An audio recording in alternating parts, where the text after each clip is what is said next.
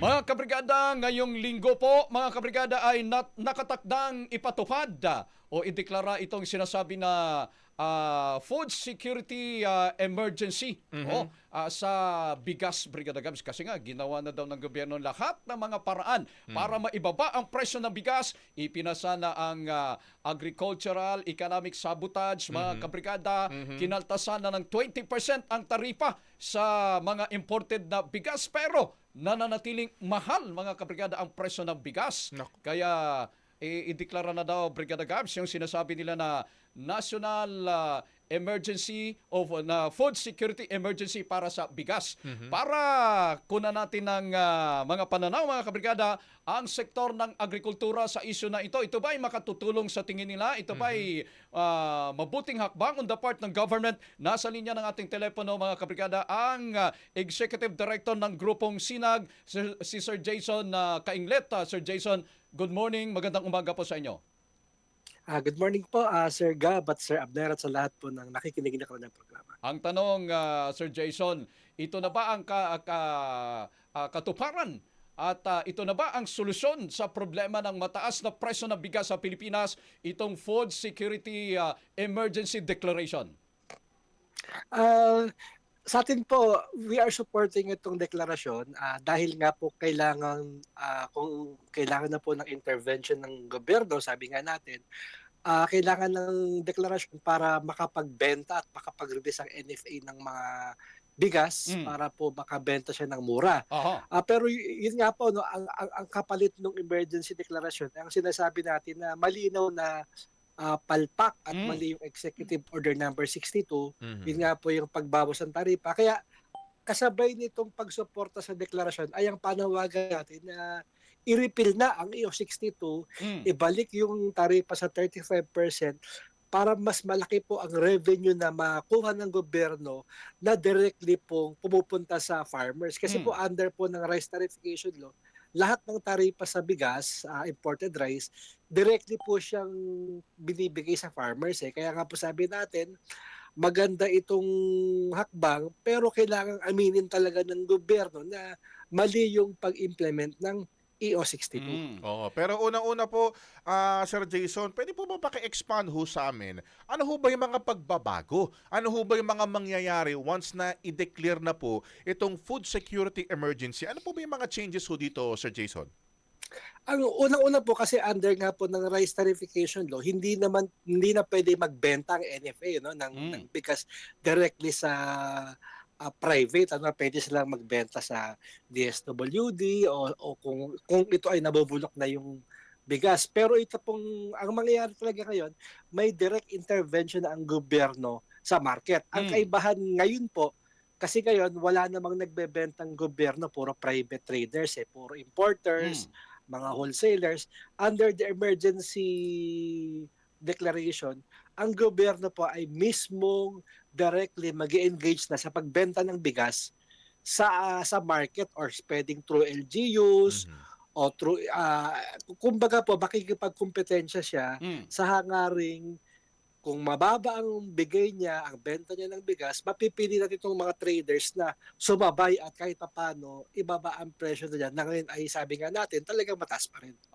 So ang resulta ng food security emergency yung release ng buffer stock ng National Food Authority, Sir Jason. Pero ang tanong ko, under the present circumstances, wala namang mga pwesto sa palengke ang gobyerno. So ang tendency doon, bibilhin ng mga commercial traders o di kaya namang LGU yung supply ng NFA, baka magka-problema rin, baka magkaroon ulit ng hoarding at hindi maayos yung monitoring ng gobyerno, wala ring mangyayari doon sa itong release ng buffer stock. Kaya tayo po ay magbabantay kasi malinaw naman doon sa policy, ibebenta siya sa mga LGUs o sa Kadiwa o itong mga outlets ng ating pamahalaan. Makikita natin, alam natin ilan lang yung i-release ng NFA. Kaya pag ito ay hindi nabenta sa ganung presyo, talaga sasabihin natin na parang hinokus-pokus na naman tayo. Pero as it is po, ang sabi natin, kailangan ngayon ng government intervention sa market directly para nga po mapilitan itong mga traders na ibaba ang presyo. Kasi nga po maraming efforts. merong emergency, meron ding MSRP na gagawin today ata, ano? Mm. Basta po ang sabi natin, susuportahan natin ang lahat ng efforts to reduce rice prices.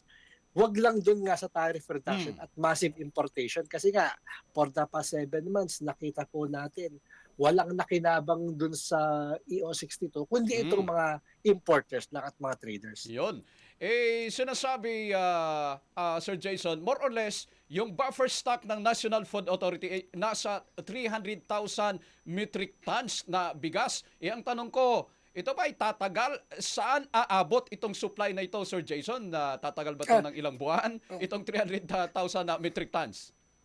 At tama po, malit lang yan. Nasa, kumbaga, 9-day supply lang yan. Oh. Pero dahil nga po sa emergency funds, kahit ang FTI, pwede na rin siyang mamili at ibenta directly sa mga LGUs. Yun po kasi yung wala sa present situation, kaya merong deklarasyon para maka-intervene. So bukod dun sa 300,000 metric tons na hawak ng NFA, ang alam natin, pati ang FTI, pati sila ay directly na rin magbebenta sa mga LGUs. Ang kagandahan po nung pag-release kasi nung NFA, ibig sabihin, magkakaroon siya ng pondo ulit para mamili ng palay. Yun po yung ating, kumbaga, doon tayo nakatingin din dahil by next month po, mag-aanihan na. Gusto rin nating sumabay ang NFA naman sa pamimili ng palay. Alam natin, babaratin ngayon ng traders ang farmers dahil ang dami nga pong bigas daming imported, bumabaha. Ang sabi lang natin sa DA, kung maaari, yung intervention niya, wag nang bumaba sa 23 pesos kada kilo yung bibilhing palay para kumita naman ang ating farmers. Kaya po yung release ng buffer stock ay maganda yung timing sa tingin namin dahil magkakapondo siya ngayon, luluwag ang warehouse niya, makakabili ngayon siya ng palay sa ating mga farmers sa presyong makikinabang naman po ang ating mga magsasaka.